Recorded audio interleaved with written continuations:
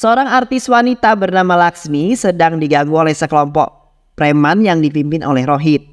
Rohit berniat untuk melecehkan Laksmi. Laksmi yang tak ingin dirinya dilecehkan berlari untuk menyelamatkan diri dari kejaran Rohit CS.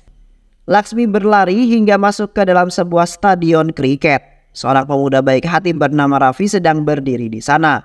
Raffi muak melihat kelakuan Rohit CS yang terus berusaha untuk melecehkan Laksmi.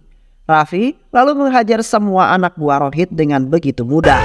Raffi berhasil mengalahkan mereka dan menyelamatkan Laksmi.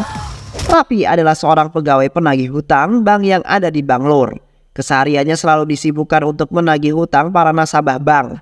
Raffi tinggal berdua bersama sang ayah yang bernama Mohan Roa. Ayah Raffi yaitu Mohan sangat ingin agar Raffi segera mempersunting seorang wanita yang sangat cantik. Namun Raffi belum bisa memenuhi permintaan sang ayah tersebut.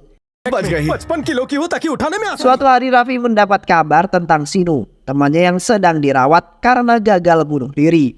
Sinu menceritakan kejadian yang sebenarnya, bahwa semua ini gara-gara seorang gadis matre bernama Seruti. Seruti telah menipu banyak laki-laki termasuk Sinu. Target dari Seruti adalah laki-laki culun dan juga lugu. Dia mendekati mereka hanya untuk memanfaatkan uang mereka dan mengurasi hingga habis. Raffi sangat kesal dengan gadis bernama Seruti itu. Dia berniat untuk membalas semua perbuatan Seruti. Tak lama kemudian Raffi telah sampai di kafe tempat Seruti dan pamannya sering mencari mangsa. Raffi menyamar sebagai seorang pria culun dan lugu. Seruti sangat gembira melihat makanan empuk datang di hadapannya. Dia mulai bersandiwara seolah-olah jatuh cinta kepada Raffi. Raffi mengikuti alur sandiwara Seruti. Raffi justru mendominasi sandiwara itu. Dia terus mendekati Seruti dan membuatnya risih. Raffi bertindak seolah-olah dia cinta mati kepada Seruti. Di mana ada Seruti, di situ ada Raffi. Bahkan saat di rumah pun Raffi kadang-kadang mendatangi rumah Seruti. Saat Raffi pulang ke rumahnya, ayahnya lagi-lagi kembali meminta Raffi untuk segera menikah. Namun Raffi selalu beralasan bahwa dia masih belum memiliki tambatan hati hingga pada saat ini. Ayahnya yang terus saja mendengar kata-kata itu lama-kelamaan menjadi muak dan kesal. Mohan lalu mengancam Raffi jika dalam kurun waktu 1 minggu Raffi belum juga menikah dengan seorang wanita, maka dirinya akan memaksa Raffi untuk menikahkan dengan wanita pilihan sang ayah tercintanya. Di sisi lain, paman Seruti menyarankan kepada Seruti untuk menikah dengan Raffi. Dia mengatakan bahwa mungkin jika kamu meminta Raffi untuk segera menikahimu, dia akan segera pergi menjauh dari sini, ujar pamannya.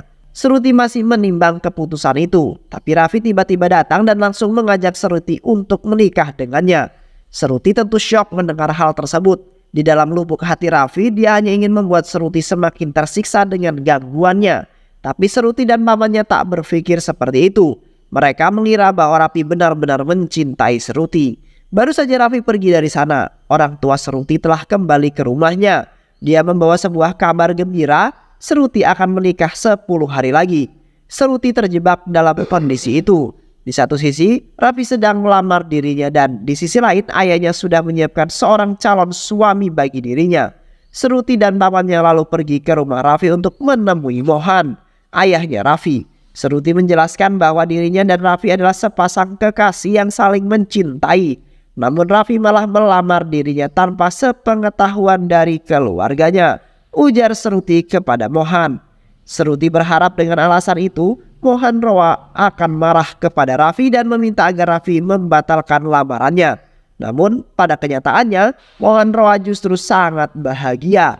Semua tetangga langsung diundangnya. Acara syukuran digelar saat itu juga. Mendengar kabar Raffi akan menikah adalah kado terindah bagi Mohan Roa. Dia mengira Raffi melakukan hal itu karena desakan darinya. Kini buah si malakama yang menghampiri keduanya. Keduanya terjebak di dalam sandiwaranya masing-masing. Di malam harinya mereka janji untuk bertemu di sebuah bar. Rencananya sih mereka akan saling terbuka dan berbicara jujur tentang semua sandiwara itu. Namun yang terjadi, Raffi mereka hanya bisa saling isin-isinan. Tak lama kemudian seorang ketua preman mulai menyadari bahwa pria isin itu adalah Raffi. Dia yakin bahwa Raffi yang ia lihat saat ini adalah orang yang dulu pernah menghajar mereka saat ingin melecehkan seorang artis. ketua preman itu melaporkan temuannya kepada bosnya yang bernama Rohim. Rohit lalu menantang mereka semua. Bagi siapa yang bisa mengganggu dan mencium kekasihnya Raffi itu, maka aku akan memberikannya sejumlah uang sebagai imbalannya. Tak lama kemudian Seruti pamit untuk ke WC sebentar. Momen itu tentu saja dimanfaatkan oleh semua preman. Mereka berusaha untuk meraih Seruti. Tapi Raffi datang di waktu yang tepat. Dia langsung menghajar dan mengalahkan mereka semua. Raffi kembali melibas mereka untuk yang kedua kalinya. Aksi Raffi yang memukau itu membuat Seruti kagum. Kini di lubuk hatinya yang terdalam, perasaan cinta mulai tumbuh kepada Raffi. Mereka lalu pergi dari sana dan di saat yang bersamaan, Rohit tiba di bar tersebut. Rohit sangat terkejut ketika melihat gadis yang berada di samping Raffi adalah Seruti. Usut punya usut, ternyata Seruti adalah calon istrinya Rohit. Dan mereka akan menikah 10 hari lagi. Walaupun mereka sudah bertunangan dan akan menikah, mengapa Seruti malah kencan dengan pria lain? Itulah yang membuat Rohit jadi semakin murka. Keesokan harinya orang tua Rohit bertemu dengan orang tua Seruti. Mereka protes tentang kelakuan Seruti. Mereka mengatakan bahwa Rohit melihat Seruti yang sedang kencan bersama pria lain. Namun orang tua Seruti tak serta-merta mempercayai omongan mereka. Mereka yakin bahwa Seruti adalah anak yang baik dan tak melakukan hal tersebut. Di tengah obrolan itu, tiba-tiba Mohan Rao, ayah Rohit, datang untuk menemui ayah Seruti. Mohan datang untuk membicarakan tentang kelanjutan cinta anak mereka. Bagaikan tersambar petir di siang bolong, itukah yang dirasakan oleh kedua orang tua Rohit dan Seruti. Mereka sangat terkejut mendengar hal itu. Ayah Seruti yang marah kemudian memanggil Seruti untuk menjelaskan semua ini. Seruti lalu menjelaskan bahwa, aku sudah mencintai Raffi ayah. Aku sangat bahagia setiap kali berada di sisinya. Aku ingin menikah dengan Raffi. Tapi jika ayah menolaknya dan ingin aku menikah dengan Rohit, maka aku akan menuruti permintaan ayah dan menikah dengannya, ujar Seruti. Mohan juga terkejut mendengar penjelasan Seruti. Dia sama sekali tak mengira bahwa Seruti sudah dijodohkan. Dia meminta maaf kepada orang tua Rohit dan Seruti. Mohan lalu berjanji akan memperlakukan Seruti seperti darah dagingnya sendiri jika ayah Seruti menerima lamaran Raffi. Tapi jika lamaran itu ditolak, dia akan memastikan bahwa Raffi tidak akan mengganggu Seruti lagi. Itulah kata-kata Mohan sebelum pergi dari hadapan mereka. Sikap berbeda ditunjukkan oleh orang tua Rohit. Mereka marah karena merasa dikhianati dan dipermainkan. Bahkan kemarahan ayah Rohit itu membuatnya ingin sekali mematahkan kaki Seruti. Ayah Seruti memberontak dan membela putrinya. Tindakan terpuji ayah Raffi sudah memantapkan pilihannya. Dia yakin bahwa kebahagiaan Seruti pasti ada di tangan Raffi dan Mohan. Kini pertunangan antara Seruti dan Rohit resmi dibatalkan. Ibu Rohit sangat kecewa dengan keputusan, begitu pula dengan Rohit.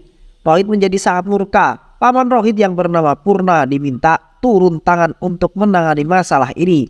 Purna adalah seorang gangster ternama yang menguasai kota Fiza. Keseharian selalu disibukkan dengan mencari seseorang bernama Shankar dan Nanaji. Kedua orang itu telah membunuh anak Purna. Purna berjanji kepada Rohit, keponakannya, bahwa ia akan menghabisi siapapun yang menghalangimu. Saya akan membuatmu bisa menikahi Seruti, ujar Purna. Sesuai dengan janjinya, Purna lalu pergi ke acara pertunangan Seruti. Pertunangan itu akan dilaksanakan di sebuah kuil. Raffi masih tak percaya dengan apa yang terjadi. Dia terkejut dengan keputusan ayahnya yang tiba-tiba menggelar acara pertunangan tersebut. Raffi sama sekali tidak mencintai Seruti. Tak lama kemudian Purna beserta anak buahnya telah sampai di sana. Raffi merasa kenal dengan Purna. Purna mengamuk sedangkan Rohit langsung membawa Seruti pergi. Raffi tentu tak diam begitu saja. Dia menghajar anak buah Purna hingga terbang tinggi melayang-layang. Purna sangat terkejut ketika dia melihat Raffi. Ternyata orang yang selalu dicari malah ada di sini. Semua orang terkejut ketika mengetahui bahwa nama Raffi yang sebenarnya adalah Shankar. Shankar mengancam Purna, jika dia berani macam-macam, maka aku akan menghabisimu, ujar Shankar. Pertempuran pun terjadi, tapi anak buah Purna bukanlah apa-apa di hadapan Raffi.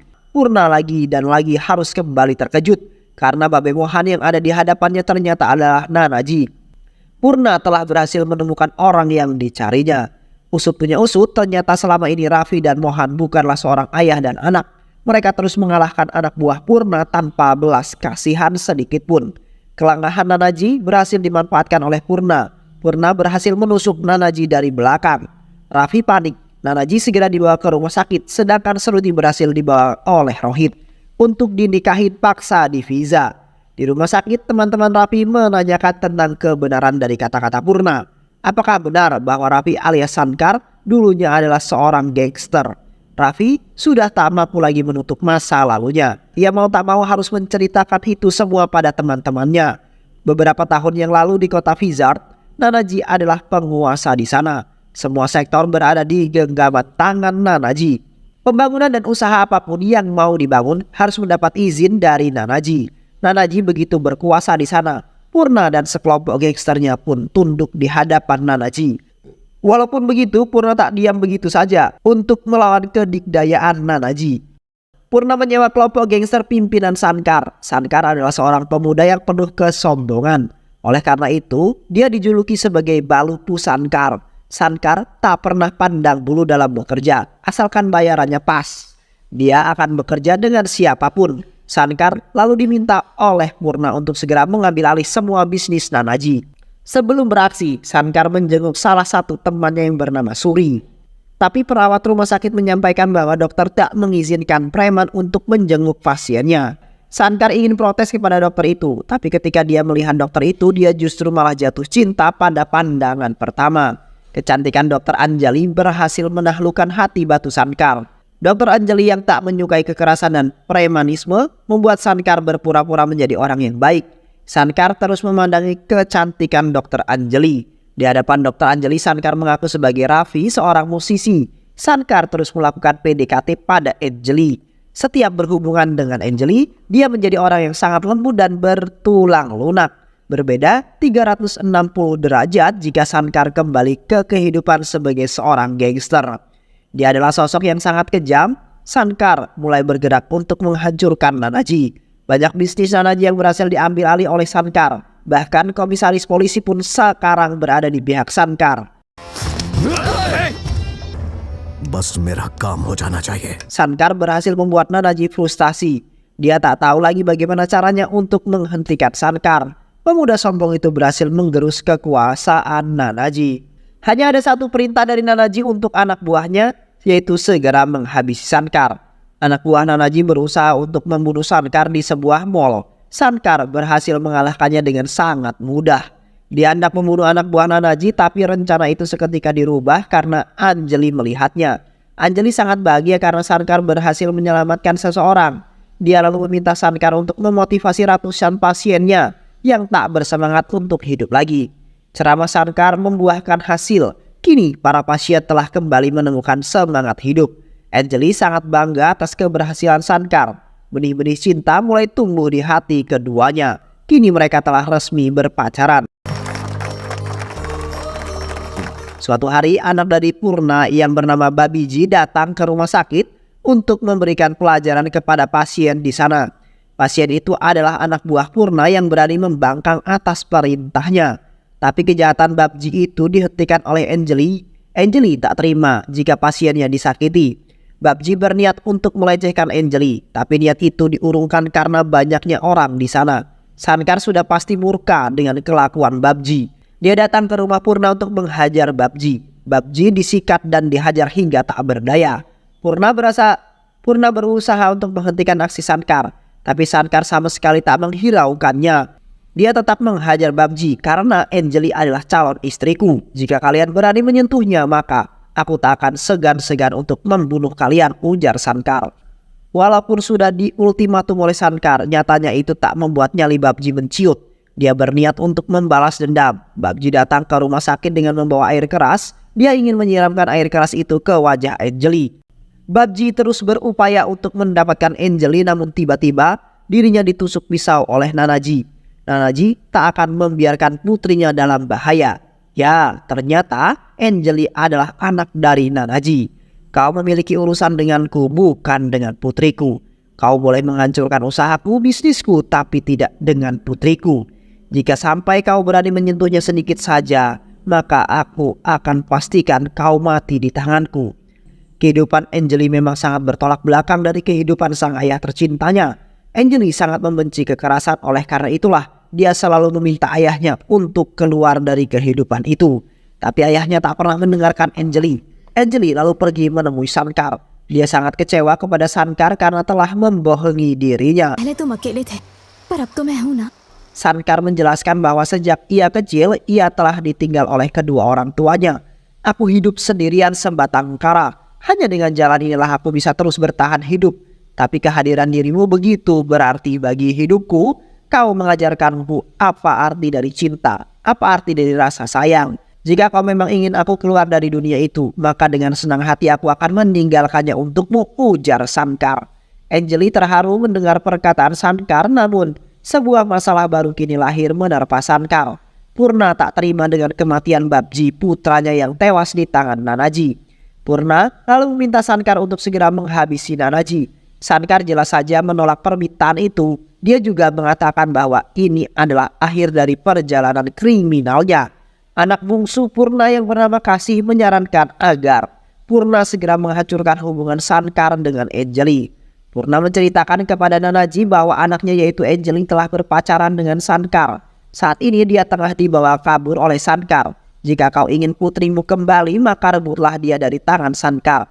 Itu pun jika kau berani, ujar Purna. Di sisi lain, Anjali dan Shankar hendak menemui Nanaji untuk meminta restu hubungan mereka.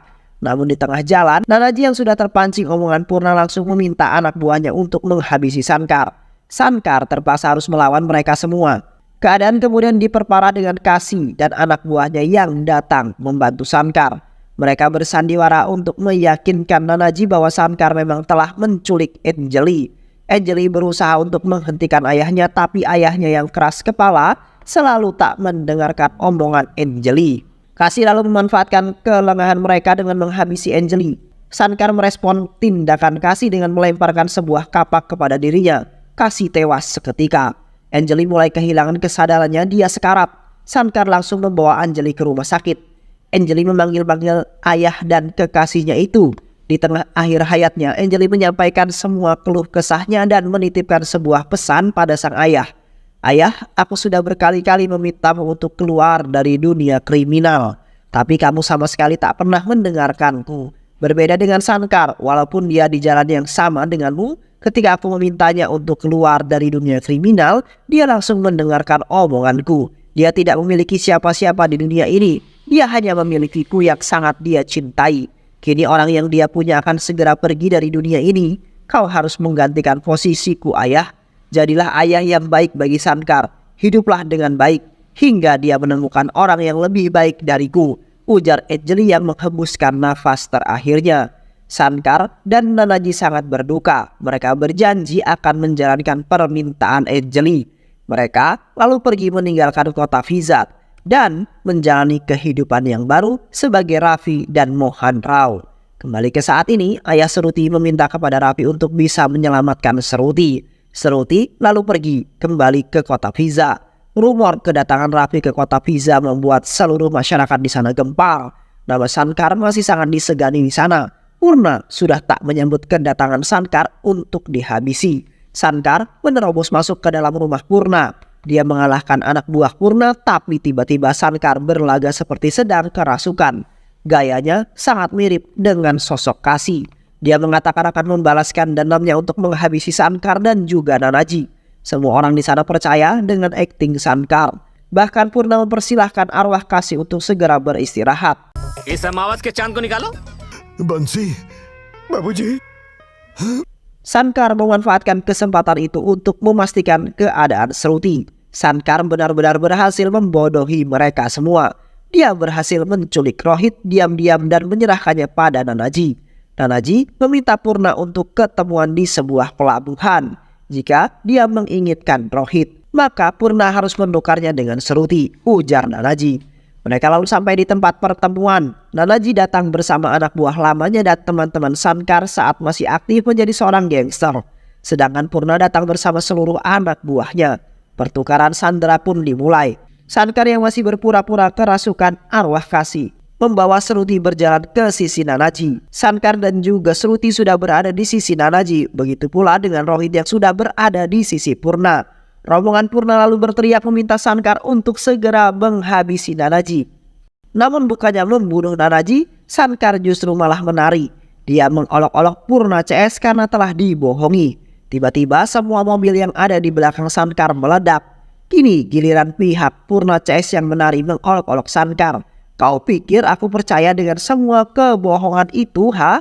Ujar Purna. Ternyata Purna telah mengetahui sandiwara itu sejak awal. Tapi dia sengaja membiarkannya untuk memancing kehadiran Nanaji. Kini Purna tak perlu repot-repot untuk mencari keberadaan Nanaji. Dia hanya perlu menghabisi mereka semua di Visa.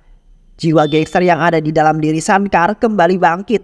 Dia langsung menerjang dan melibas semua anak buah Sankar. Di hadapan Sankar, semua anak buah Purna hanyalah sebuah kerucu-kerucu belaka. Di sisi lain, Nanaji hanya menjadi penonton pertarungan Sankar. Dia hanya ingin membicarakan tentang pernikahan Sruti dengan Sankar. Purna tak mampu mengimbangi keberingasan Sankar. Sankar membuat Purna terlihat seperti pecundang. Mudah saja bagi Sankar untuk bisa menggorok leher Purna. Tapi ia enggan melakukannya. Dia meminta agar Purna berhenti dari dunia gangster dan bertaubat ke jalan yang lurus. Dan film pun selesai. Dunia ini dipenuhi dengan orang-orang yang baik. Jika kamu tidak dapat menemukannya, jadilah salah satu dari orang baik tersebut agar dunia ini tidak akan pernah kehabisan orang baik. Terima kasih sudah menyimak video-video LK2135. Semoga sahabat semua terhibur dan sampai bertemu lagi di video-video berikutnya. Sehat selalu. Wassalamualaikum warahmatullahi wabarakatuh.